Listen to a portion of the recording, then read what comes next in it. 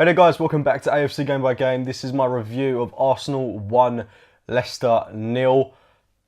Dreadful, it really was a pretty poor game from Arsenal. But what it is 3 wins in a row, which sets us up perfectly for that North London derby on Sunday. Now, will we win that game? I'm not too sure. I believe Spurs only need one more point to guarantee that they'll finish above us this season. So I've kind of resigned to the fact that that's going to happen. I've been pretty adamant that that's going to happen these past few weeks as it is. But that's a massive game for us in terms of getting a top 4 finish. And I think it's vital that we actually go into that game looking to get to 3 points. A draw isn't going to be good enough. With these 3 wins on the bounce now, with the win today, the win against Man City and that win against Borough, it set us up quite nicely for that game on Sunday. And honestly, I think it's going to be incredibly difficult to win. But yeah, I don't want to talk about too much about that game because tonight we've got the job done by beating Leicester City by 1-0. A very good result in my eyes. It wasn't the greatest of performances, but we came up against Craig Shakespeare's Leicester side that, let's not forget, have been playing some really good football in recent weeks. You've got to give credit to Leicester. They've absolutely turned things around when they were relegation threatened.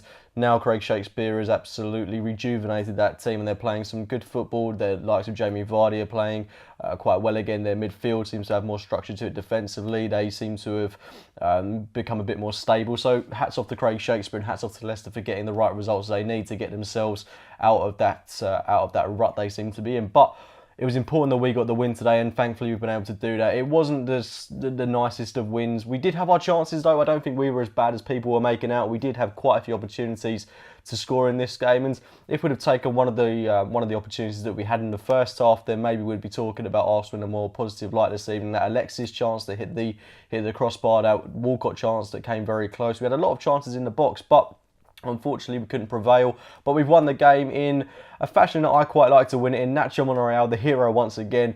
A shot that is deflected in off Robert Huth. Absolutely horrendous defending there from Huth. Put it in his own net to make it 1-0 to Arsenal. And in the end, that's been enough to see us over the line. It was very, very, very, very cagey in those final few moments where we were trying to clear it off the line. But we've kept a clean sheet.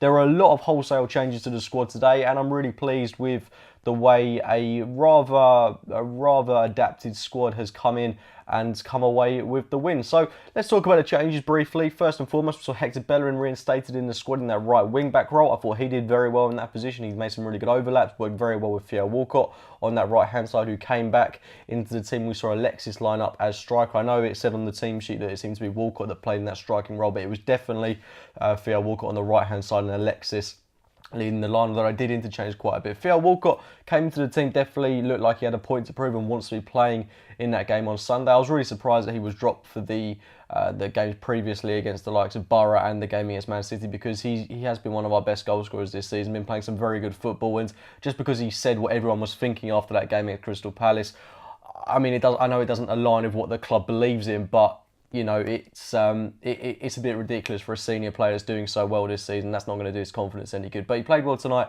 Credit to him. He had that opportunity to score, didn't take it. Fell off a bit in the second half. Maybe that's due to a lack of match fitness, given that he hasn't played in recent weeks. But hats off to Theo Walcott for he played very well. Up top, Alexis Sanchez. Apart from that shot that hit the crossbar, I thought again he was rather frustrating tonight. He held onto the ball for too long. He couldn't seem to string 2 passes together.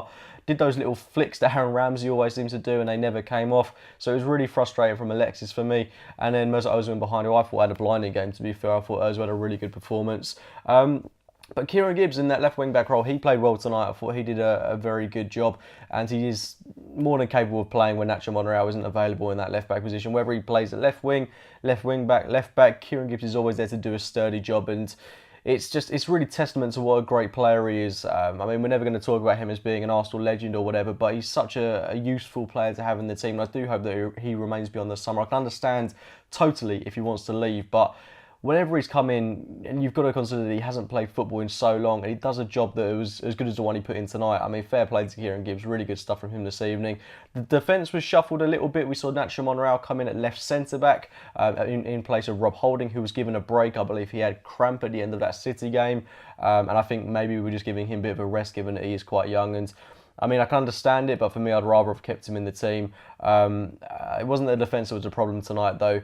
Gabriel was immense once again. Koscielny had a really good game. Cech actually had another blinding game as well, apart from one really poor ball that he played out. But apart from that, the defence was very robust. It played very well. Monreal seems to be more than capable of playing anywhere, whether it be in that left wing-back role, that left centre-back role. He seems to look really adaptable there.